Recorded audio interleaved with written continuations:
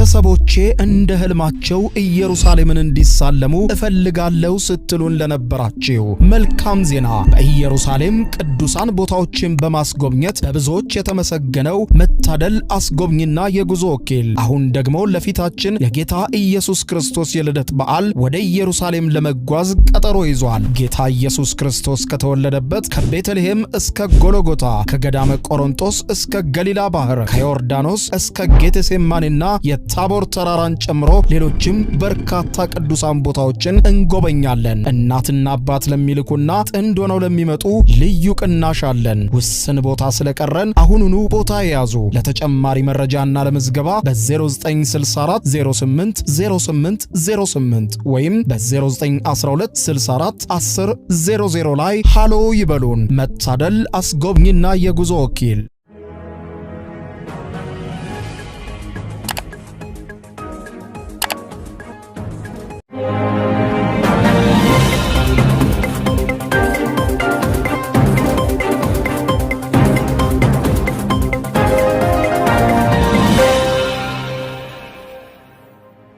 ጤና ይስጥልኝ ክቡራትና ክቡራን የዩቲዩብ ቻናል ቤተሰቦች፣ ሪፖርተር ጋዜጣ ግብጽና ሳውዲ አረቢያን ጨምሮ በቀይ ባህር ላይ የወታደራዊ ልምምድ እያደረጉ መሆናቸውን ጠቅሶ በቀይ ባህር ጉዳይ ሰሞነኛ ያለውን አጀንዳ በተለይም የግብጽ እንቅስቃሴ ጅቡቲንና ኤርትራን ጭምር እስከ ማሳተፍ መሄዱ በተለይም በቀይ ባህር ላይ ያለው ወታደራዊ ሰሞነኛው ልምምድና በኢትዮጵያ በኩል የሚኖረውን አንድምታ በተመለከተ ሰፊ ትንታኔ አውጥቷል። የተለያዩ ዓለም አቀፍና ቀጠናውን ጉዳይ የሚከታተሉ ዲፕሎማቶችን ባለስልጣናትን አነጋግሯል። በጉዳዩ ዙሪያ ሪፖርተር ጋዜጣ ያወጣውን ሰፊ ትንታኔ እንደሚከተለው አቀርበዋለሁ። አብረን እንከታተለው።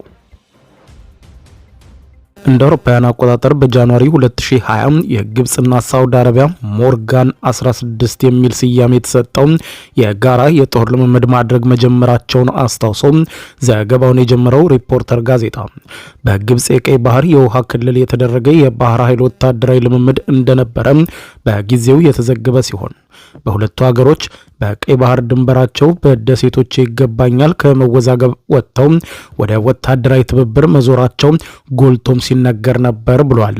እንደ አውሮፓውያን አቆጣጠር በግንቦት 2024 ደግሞ ሬድ ዌቭ 7 የሚል ስም የሚጠሩትን ተመሳሳይ የባህር ኃይል የጦር ልምምድ በጋራ ማካሄዳቸውም ተዘግቦ እንደነበር ያስታውሰው ሪፖርተር ጋዜጣ ይሄኛው ዙር ወታደራዊ ስልጠናና ልምምድ ግን ከሁለቱ ሀገሮች በተጨማሪ 3 ሀገሮችን ያካተተ ሆኖ ነው የመጣው። በሳውዲ አረቢያ የቀይ ባህር ክልል ላይ በተስተናገደው የሬድ ዌቭ 7 ወታደራዊ ልምምድ ዮርዳኖስ፣ የመን፣ ጅቡቲን ተጨምረው ነበር። ወታደራዊ ትርኢቱም ለቀናት የቀጠለ እንደነበረም አስታውሷል። ይህንን በቀይ ባህር ክልል ወታደራዊ ልምምድ የማድረግ እንቅስቃሴ አጠናክረው የገፉበት ሳውዲ አረቢያና ግብጽ እነሆ ዘንድሮ ሬድ ዌቭ 8 ብለው ሲደግሙት ታይተዋል። ሳውዲ አረቢያ ጅዳ ከተማ አቅራቢያም በቀይ ባህር ላይ የተካሄደው የዘንድሮ የባህር ኃይል ወታደራዊ ልምምድ ከማክሰኞ ህዳር 2 እስከ ሐሙስ ህዳር 4 ቀን 2018 ዓ.ም በአሳለፈው ሳምንት መከናወኑም ተገልጿል። ከአምናው የዘንድሮ አድማሱ መስፋቱ የተነገረ ሲሆን ዮርዳኖስ፣ የመንና ጅቡቲ እንዳሉ ሆነው ሱዳን ታክላበታለች። የተሳታፊ አገሮችም ቁጥር ወደ 6 ያደገና የሳውዲ አረቢያን የግብጽ ዌቭ 8 ወታደራዊ ልምምድ ከፓኪስታንና ከሞሪታኒያ ጭምር በታዛቢነት ልኡካንን የጋበዘ ሆኗል። ይሁንና ሰሞነኛ ወታደራዊ ልምምድን በተመለከተ የዘገቡ አንዳንድ የመገናኛ ብዙሃን ሁኔታው ወደ ወታደራዊ ማህበር ወይም ወደ ህብረት መፍጠር እያመራ ሆኖ የሚል ጥያቄ ማስነስቷል። የአረብ ሊግ በሚል ግብጽና የባህረ ሰላጤው ሀገሮች ቀይ ባህርን ተሻግረው ሶማሊያ፣ ጅቡቲንና ኤርትራን ጭምር ወደ ተጽዕኖ ክበባቸው ሲያስገቡ እንደኖሩት ሁሉ አሁንም በወታደራዊ ትብብርና በወታደራዊ ልምምድ ስም የአፍሪካ ቀንድ ሀገሮችን የመሳብ አካሄድ አረቦቹ አጠናክረዋል የሚል መላምት እየተሰጠም ነው። ግብጽ እንደ ሶማሊያና ኤርትራ ካሉ ሀገሮች ጋር በጋራ ሉዓላዊነትን የመከላከልና ቀጠናዊ ጸጥታን የማስከበር ስምምነት ስትፈራረም መታየቷ ይህንን ደግሞ የኤርትራው ፕሬዝዳንት ኢሳያስ አፈወርቂ ካይሮ ድረስ ጠርታ ስትደግመው እንደታየች ያስታወሱት አንዳንዶች ይህ ሳያንስ ታዲያ ከሳውዲ ጋር ሆና ወታደራዊ ትብብር በቀጠናው ለማስፋት መንቀሳቀሷ አነጋጋሪ ነው ተብሏል። የቀይ ባህር ፎረም ካውንስል እየተባለ እንደ ኢትዮጵያ ያሉ ሀገሮችን ከአባልነት ያገለለ ማህበር የግብጽና ሳዑዲም መፍጠራቸው ሳያንስ በወታደራዊ ትብብር ስም በቀጠናው አዲስ እንቅስቃሴ መጀመራቸው ከተለያየ አቅጣጫ ብዙ እየተባለበት ይገኛል። የኢትዮጵያ ባለስልጣናት ግን በቀጠናው ለውጭ ኃይላት በቀላሉ የሚጠመዱ መንግስታት እስካሉ ድረስ ከሩቅም ከቅርብም የሚመጡ ጉልበተኞች የአፍሪካ ቀንድ ሀገሮችን በኢኮኖሚም ሆነ በፖለቲካ ተጽዕኖ ስር መክተታቸው እንደሚቀጥል ነው የሚናገሩት። ይህን ደግሞ ውጭ ጉዳይ ሚኒስትር ከሰሞኑ ሲናገሩት ተደምጠዋል። ሆርን ሪቪው የጥናት ተቋም ከአዲስ አበባ ዩኒቨርሲቲ ጋር በመተባበር በቅርቡ ባካሄደው የኢትዮጵያን የቀይ ባህር ጥያቄ በተመለከተ የውይይት መድረክ ላይ ሰፊ ገለጻ ያደረጉት የውጭ ጉዳይ ሚኒስትሩ ዶክተር ጌዲዮን ጢሞቴዎስ ጥያቄው ሊቆም ብቻ ሳይሆን ሊዘገይም የማይችል የመሆኑን ጉዳይ በማስረገጥ ተናግረዋል። የኢኮኖሚ እድገት ብቻም ሳይሆን ከድህነት የመላቀቅ ፍላጎትም በሚፈጥረው ጫና በህዝብ ብዛት የማደግና በደህንነት ፍላጎት መጨመር የተነሳ ኢትዮጵያ አስተማማኝ የሆነ የባህር በር የማግኘት ጥያቄ አላት። ይህ ጥያቄ ደግሞ የህልውና ጉዳይ ነው። ይህ ጥያቄዋም በቶሎ መመለስ ካልተቻለ ሀገሪቱ ህልውናዋን ለማስቀጠል ትፈተናለች ብለዋል። ይህንን በቀናነት ሊታይ የሚገባው ጥያቄ እንደ ኤርትራ ያሉ ሀገሮች በሉዓላዊ መንገድ እንደተቀበሉት የጠቀሱት ሚኒስትሩም በዚህ የተነሳም ትንኮሳና የእጅ አዙር ግጭት በኢትዮጵያ ላይ መክፈታቸውንም ጭምር ጠቁመዋል። ኢትዮጵያ በሆደ ሰፊነትና በታጋሽነት ነገሮችን ማስኬድ እንደመረጠች፣ ነገር ግን ነገሮች ተባብሰውና ከቁጥጥር ውጭ ሆነው በቀጠናው የባሰው ሁኔታ እንዳይፈጠር ዓለም አቀፉ ማህበረሰብ ጉዳዩን እንዲዳኝና የኢትዮጵያን ጥያቄ በሰላም እንዲመልስ የንግግር መድረክም ከሁሉም ጋር እንዲመቻች ጥሪ አቅርበዋል። የአፍሪካ ቀንድ የሁሉም ተጎራባች ሀገሮች የጋራ ጣፍንታና መተሳሰሪያ መድረክ ብለው የገለጹት ዶክተር ጌዲዮን ከኤርትራ ህዝብ ደግሞ ኢትዮጵያን የማይነጣጠሉ ወንድሞች መሆናቸውን በመግለጽ ለጋራ ልማት መተባበር እንደሚያዋጣም አሳስበዋል። ይሁን እንጂ በዚህ የጋራ እጣ ፈንታችንን በሚወስን ቀጠና ከሩቅ የመጡ ባዕዳን የሆኑ ኃይሎች ሀገሮቹን ይሻኮቱባቸዋል። አካባቢውን የራሳቸው ጓሮ ሊያደርጉት እየሞከሩ ነው። በቀጠናው በቀላሉ የሚገዙና ለእነርሱ ጥቅም ያደሩ መንግስታትን በመፈልፈል አካባቢውን የራሳቸውን ጥቅም ማስጠበቂያ ሊያደርጉት እየጣሩ ነው ብለዋል። ኢትዮጵያ በጉርአና በጉደት የውጭ ወረራዎች አሳፍራ እንደመለሰችው ሁሉ አሁንም ባዕዳንን ከቀጠናው መመለስ አስፈላጊ መሆኑን አሳስበው ስለሆነም ስትራቴጂካዊና ተሻጋሪ የሆነ ጥቅም የቀጠናውን ሀገሮች እንዲኖራቸው በተናጠል ብቻ ሳይሆን በመተማመን ላይ የተመሰረተ በጋራ ተባብረው መስራት እንደሚኖርባቸው አሳስበዋል። ከሰሞኑ በግብጽ ምክትል ጠቅላይ ሚኒስትር መሐመድ ፋቲ ሙሳ የሚመራ የልኡካን ቡድን ወደ ጅቡቲ መምጣቱን ትኩረት የሳበ ጉዳይ የነበረ መሆኑን ያስታወሰው ሪፖርተር ጋዜጣ የግብጽ ልኡክ ከጅቡቲ ከፍተኛ ባለስልጣናት ጋር ባደረገው ንግግርም አዲስ ወደብ በመገንባት የግብጽ ኩባንያዎች መሳተፍ የሚችሉበት ስምምነት ላይ መድረሱ ደግሞ ከፍተኛ ትኩረት ስቦ ነበር። ግብጽ በግርግር ኢትዮጵያ አፍንጫ ስር እግር ማሳረፊያ አገኘች የሚለውን ጉዳይ ብዙ ኢትዮጵያውያንም ባንክሮ እንዲከታተሉት ያደረገ ርዕሰ ጉዳይ እንደነበር አስታውሷል። በሆርን ሪቪው ድረገጽ ላይ ከሰሞኑ ኤኒው ማሪታይም ፍሮንት ኢጂፕሽያን ስትራቴጂክ ፑሽ ኢንቱ ጅቡቲ በሚል ርዕስ በአቶ ማህደር ነሲቡ የተጻፈ አንድ ጽሑፍ የግብጾችን ወደብ ጅቡቲ የማተኮር ጉዳይ በጥልቀት ይመረምራል። በጅቡቲ የወደብና ነጻ የንግድ ቀጠና ማስፋፊያ ግብጾች ለመስራት መስማማታቸው 20 ሜጋዋት የሚያመነጭ የፀሐይ ኃይል ማመንጫም ለመትከል ማቀዳቸውም ሆነ በባህር ትራንስፖርትና አገልግሎት ዘርፍ ለመተባበር መፈለጋቸው ታስቦበት የሚደረግ ጅቡቲን ወደ ራሳቸው ተጽዕኖ ክበብ የማስገባት ጥረት መሆኑንም ይጠቁማል። ግብጽ ከምታገኘው ጂኦፖለቲካዊ ትርፍ አንጻር በእነዚህ ፕሮጀክቶች ልትከስር እንደማትችል ነው ጽሑፉ የሚያብራራው። ጅቡቲ በቅርብ ጊዜ ለሳውዲ አረቢያ የታጁራን ወደብ በሊዝ አሳልፋ ሰጠች የሚለው ዜና ገና ሳይበርድ ከግብጽ ጋር አዲስ ውል ተፈራረመች መባሉ ብዙ ሽፋን አግኝቶ ነው የሰነበተው። በዚያው በሆርን ሪቪው ድረገጽ ላይ ከጥቂት ወራት ቀደም ብሎ ስለ ጅቡቲ ሰፊ ሀተታ ያስነበቡት አቶ ዮናስ ይዘዘው በበኩላቸው የጅቡቲ መሪዎች የኢትዮጵያን የባህር በር ጥያቄ በተመለከተ የተጋነነ ስጋት እያሳዩ መሆኑን ገልጸዋል።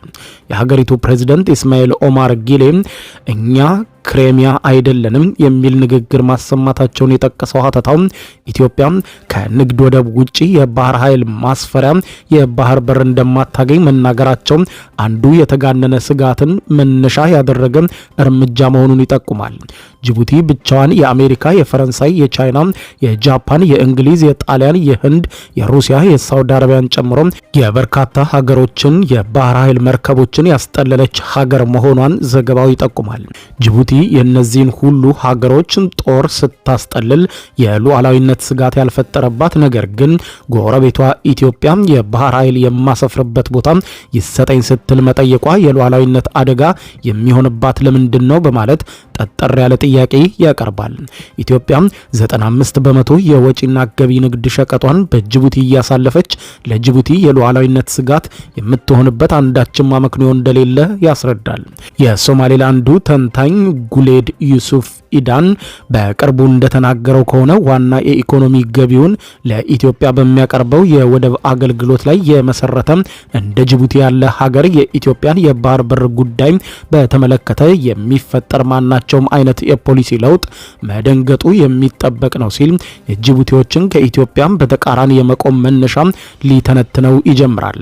የኤርትራንም ከዚሁ ጋር የሚቀራረብ መነሻ እንዳለው ቢጠቅስም ነገር ግን ኤርትራ ከኢትዮጵያ ጋር ደም አፋሳሽ ጦርነት ያደረገች በኢትዮጵያ ግጭቶችም የተሳተፈች መሆኗን በኢትዮጵያ ከሚመጣው ለውጥ ሁሉም ምን አይነት ጥቅም ሊያገኝ እንደሚችል አስልቶ የሚንቀሳቀስ መንግስት ያላት ኤርትራ መሆኗን ጠቅሷል።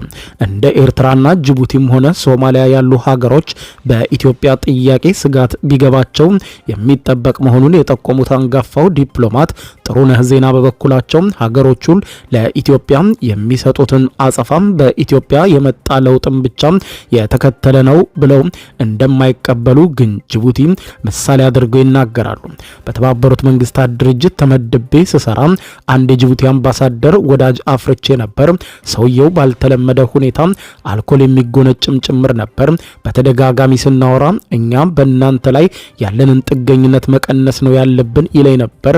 ከግብጽም ሆነ ከሌላ ሀገር ጋር ሆነን ከናንተ የምናገኘውን ነገር በመቀነስ ከናንተ ጥገኝነት ሙሉ በሙሉ መላቀቅ ነው ዋና ስትራቴጂያችን ይለኝ ነበር ብለዋል። ከ20 ምናምን ዓመት በፊት የጅቡቲ ስትራቴጂ ይህ እንደነበር ነግሮኛል በማለት በዙሪያዋ ያሉ ሀገሮች በኢትዮጵያ ላይ የሚያራምዱት መሰረታዊ አቋም ወሳኝ መሆኑን ይገልጻሉ። አምባሳደር ጥሩነህ ሀሳባቸውን ሲያክሉም በጊዜው የነበረው የኢህአዴግ መንግስት ከኤርትራ ጦርነት የነበረበት ቢሆንም ነገር ግን በጅቡቲ በኩል ትንንሽ መሰረተ ልማቶችን መገንባት እንጂ ተለቅ ያለ እቅድ በጅቡቲ ያልነበረውም። ጅቡቲዎቹ የነበራቸው ቦታ ሰፊ ነበር።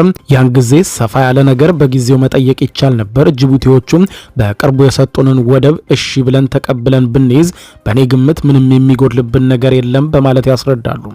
ሳውዲና ግብጽ ሬድ ዌቭ ወታደራዊ ልምምድ ብለው በየአመቱ የጋራ ጦር ልምምድ የጀመሩት እንደ አውሮፓውያን አቆጣጠር ከ2018 ጀምሮ እንደሆነ የገለጹት የሁለቱ ሀገሮች ወታደራዊ ባለስልጣናት ይህንን ማስቀጠል ያስፈለገው ደግሞ በቀይ ባህር ቀጠና አስተማማኝ ሰላምና መረጋጋትን ለመፍጠር እንደሆነ በተናጠል መግለጻቸውም ተዘግቧል።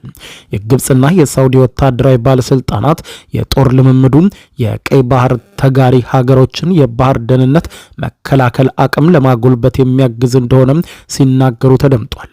ይሁን እንጂ የወታደራዊ ልምምዱን ዓላማም በሚመለከት ሁለቱ ወገኖች የሚናገሩት አመክንዮም ሌላው ቀርቶ የሁለቱ ሀገሮች መገናኛ ብዙሃንም ሲቀበሉት አልታዩም። አህራም ኦንላይን፣ ኒው አረብ የዜና ምንጮች ወታደራዊ ልምምዱ ሳውዲና ግብጽ ባሳለፍነው መስከረም ከፈረሙት ወታደራዊ ትብብር ስምምነት ጋር የተቆራኘ መሆኑን ነው የዘገቡት። ሳውዲና ግብጽ ከቅርብ ጊዜ ወዲህ የጀመሩት ወታደራዊ ትብብር ወደ ተለየ አቅጣጫ እያመራ መሆኑን ነው መገናኛ ብዙሃኑ የጠቀሱት። ሳውዲና ግብጽ የፈጠሩት ጥምረት በወታደራዊ ትብብር ሀገሮችን የማሰባሰብ ጥረት በቀይ ባህር አዲስ የሆነ ቀጠናዊ የኃይል አሰላለፍ እየፈጠረ መሆኑን አንዳንዶች ዘግበውታል። ከዚህ ቀደም የአረብና የአፍሪካ ሀገሮች በማስተባበር የቀይ ባህር የጸጥታ ትብብር ወይም ሬድ ሲ ሴኩሪቲ አሊያንስ የሚል ቀጠናዊ መሰባሰብ ለመፍጠር እንደተሞከረው ሁሉ የጅቡቲ የድርጊት መርህ ወይም ጅቡቲ ኮድ ኦፍ ኮንዳክት በሚል ቀጠናውን ሀገሮች ሀገሮች በአንድ ላይ የኃይል ክበብ ለማሰባሰብ መሞከሩን ይጠቅሳል። ልክ እንደዚህ ሁሉ ሳውዲና ግብጽ ከቅርብ ጊዜ ወዲህ የቀይ ባህር ፎረም ብለው የባህረ ሰላጤው ሀገሮችን ከአፍሪካ ቀንድ ሀገሮች ጋር ያሰባሰበ ማህበር ለመፍጠር ጥረት መጀመራቸውን ጠቅሶ በሂደት የቀይ ባህር ሀገሮች ምክር ቤት ወይም ሬድ ሲ ካውንስል RSC ወደሚል የተሸጋገረው ማህበር ቀስ በቀስ የሳውዲና የግብጽ የተጽዕኖ መፍጠሪያ ክበብ ወደ መሆን መሸጋገሩም ይነገራል። ማህበሩ ሳውዲና ግብጽን ጨምሮ ዮርዳኖስ፣ ጅቡቲ፣ ሶማሊያ፣ ሱዳን፣ የመንና ኤርትራን ያሰባሰበ ቢሆንም ነገር ግን በቀጠናው ተጽዕኖ መፍጠር የሚችሉ እንደ ኢትዮጵያ፣ ኦማን፣ የተባበሩት አረብ ኤሚሬትስን ያሉ ሀገሮችን ጭምር አግልሎ መመስረቱ እንደ ደቡብ ሱዳንና ኬንያ ያሉትንም ጨርሶ አለማቅረቡ ብዙ ጥያቄ ሲያስነሳበት ቆይቷል። የቀይ ባህር የዓለም 12 በመቶ የባህር ንግድ መተላለፊያ ነው ይባላል። ይህ የባህር ንግድ መተላለፊያ የዓለማችን 30 በመቶ የኮንቴነር ልውውጦች የሚካሄድበትም እንደሆነ ይጠቀሳል። የቀይ ባህር ወሳኝ መተላለፊያ በሮች የሚባሉት የግብጽ ስዊዝ ቦይ እንዲሁም በየመንና በአፍሪካ ቀንድ ጫፍ መሃል የሚገኘው ቀጭኑ የባብኤል መንደም ወሽመጥ ሁሌም ቢሆን የዓለምን ትኩረት የሚስቡ አብይ ጉዳዮች ናቸው። በዓመት እስከ 9.4 ቢሊዮን የአሜሪካን ዶላር ገቢ ከስዊዝ ቦይ የመርከብ እንቅስቃሴ የምታገኘው ግብጽ በሁቲዎች ጥቃት የተነሳ በቀይ ባህር በኩል የሚካሄደውን የመርከብ እንቅስቃሴ በመቀነሱ ገቢዋም በ50 በመቶ ቀንሷል። በኢራን የጸጥታ ስጋት ሁሌም ተደቅኖበታል ከሚባለው ከፋርስ ባህረ ሰላጤ ሆርሙዝ ሰርጥ የባህር መተላለፊያ ላይ ያላትን ጥገኝነት በመቀነስ በቀይ ባህር ወደቦቿ በኩል በሰፊ መጠቀም እቅድ እንዳላት የሚሰማል። ሳውዲ አረቢያ ሀገሪቱ እንደ አረብ ኤሚሬትስ ያሉ ሀገሮችን በመፎካከር የዓለም ንግድ መናኸሪያ የሆኑ የወደብ ከተሞችን በቀይ ባህር ጠረፍ ለመገንባት ሳውዲ አረቢያን ብዙ ፕሮጀክቶችን እየተገበረች ቆይታለች። በዚህ የተነሳ የየመን ሁቲዎች በከፈቱት ጥቃት የቀይ ባህር ንግድ እንቅስቃሴ መስተጓጎሉን ግብጽም ሆነች ሳውዲ አልወደዱትም። በእነዚህ ሁሉ መነሻዎች ሳውዲና ግብጽ ወታደራዊ አጋርነትም ሆነ ግንባር ፈጥረው የቀይ ባህር ቀጠናን በጸጥታና ደህንነትን ለማስተባበር መንቀሳቀሳቸው የሚጠበቅ መሆኑ ይነገራል ያለው ዘገባው። ይሁን እንጂ ሳውዲና ግብጽ በቅርብ ጊዜ መሰረት ነው ያሉት ወታደራዊ አጋርነት የቀይ ባህር ደህንነትን ያማከለ ከሆነ በቀጠናው የጸጥታ ኃይል በተናጠልም በቡድንም ካሰማሩ እንደ አሜሪካ፣ የአውሮፓ ህብረትና ቻይና ካሉ ሀያላን ጋር ለምን እንዳይቀዳጅ ፈለጉ የሚል ሲነሳባቸውም ቆይቷል ሲል ያጠነጥናል። ዘንድሮ ሱዳንን ያከለውና ፓኪስታንና ሞሪታኒያንም የጋበዘው የሳውዲና የግብጽ የጦር ትብብር በሚቀጥለው ዓመት ደግሞ ሶማሊያና ሌሎችንም ሀገሮች ወደ መጨመር ሊሸጋገር ይችላል የሚል ግምትም ከወዲሁ ተቀምጧል። በግብጽ ለ5 ቀናት ሰንብተው የተመለሱት የኤርትራው ፕሬዝዳንት ኢሳያስ አፈወርቂ ግን ለኤርትራ መገናኛ ብዙሃን በሰጡት ቃለ ምልልስ በቀይ ባህርና በአፍሪካ ቀንድ ቀጠና የጦር ትብብር ወይም የጦር ማህበር ድርጅት መፍጠርን እንደማይደግፉ ሲናገሩ ተደምጠው ነበር። ከዚህ ቀደም ሶማሊያን አክለው በአስመራ የሶስትዮሽ አጋርነት የፈጠሩት ፕሬዝዳንት ኢሳያስ ከሰሞኑ በካይሮ ቆይታቸው አዲስ አጋርነትን ከግብጻቻቸው ጋር ተፈራርመዋል። ኢሳያስ ይህንንም ቢሆን ግን አጋርነቱ ወደ ጦር ድርጅት መፍጠር ወይም ወደ ቀጠናዊ የጦር ማህበር መመስረት መሄድ የለበትም ሲሉ ተደምጠዋል። በአፍሪካ ቀንድና በቀይ ባህር ቀጠና የአካባቢው ሀገሮች በሰላምና ጸጥታ ማስከበር የሚጫወቱት ሚና ከሌላው አካባቢ የመጣ ኃይል ይተካዋል ብዬ አላምንም የሚል ንግግርም አስፍረዋል። ያም ሆነ ይህ በየዓመቱም ሆነ በየጊዜው ውጥረት በማያጣው በዚሁ የቀይ ባህር ቀጠና ላይ ይኸውና አዲሱ ወታደራዊ ልምምድም ከፍተኛ ስጋት ደቅኗል ሲል ሪፖርተር ጋዜጣ ትንታኔውን ቋጭቷል።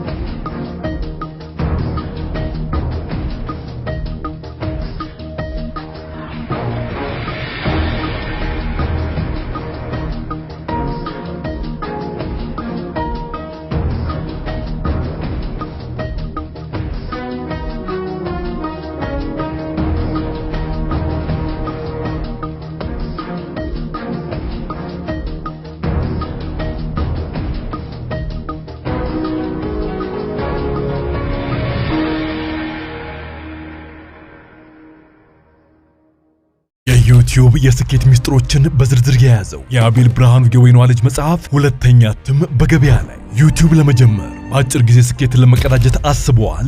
ዩቲዩብ ብጀምር ስንት ብር አገኘሁም ብሎ አስበዋል? እንግዲያውስ በዩቲዩብ 2 የወርቅ 3 የብር ሽልማቶችን ያገኘው የአቤል ብርሃኑ የወይኗ ልጅ የዩቲዩብ ሚስጥሮች መጽሐፍ በዝርዝር ሁሉንም ያብራራሉታል። ዛሬውኑ ገዝተው ህልሞን እውን የሚያደርጉበትን የዩቲዩብ የስኬት መንገድ ይጀምሩ። በሀገር ቤት አከፋፋይ አዲስ አበባ ሜክሲኮ ኮሜርስ መጽሐፍት መደብር። በውጭ ሀገራት ለምትገኙ ከአማዞን ላይ ብታዙ በቀናት ውስጥ ደጁ ይደርሳል። የአማዞን ሊንኩን እዚህ ቪዲዮ ኮሜንት ላይ ያገኙታል። የዩቲዩብ ሚስጥሮች፣ ዘመኑ ጋር ተፈላጊ መጽሐፍ። ቤተሰቦቼ እንደ ህልማቸው ኢየሩሳሌምን እንዲሳለሙ እፈልጋለሁ ስትሉን ለነበራችሁ መልካም ዜና። በኢየሩሳሌም ቅዱሳን ቦታዎችን በማስጎብኘት በብዙዎች የተመሰገነው መታደል አስጎብኝና የጉዞ ወኪል አሁን ደግሞ ለፊታችን የጌታ ኢየሱስ ክርስቶስ የልደት በዓል ወደ ኢየሩሳሌም ለመጓዝ ቀጠሮ ይዟል። ጌታ ኢየሱስ ክርስቶስ ከተወለደበት ከቤተልሔም እስከ ጎልጎታ፣ ከገዳመ ቆሮንቶስ እስከ ገሊላ ባህር፣ ከዮርዳኖስ እስከ ጌቴሴማኒና የታቦር ተራራን ጨምሮ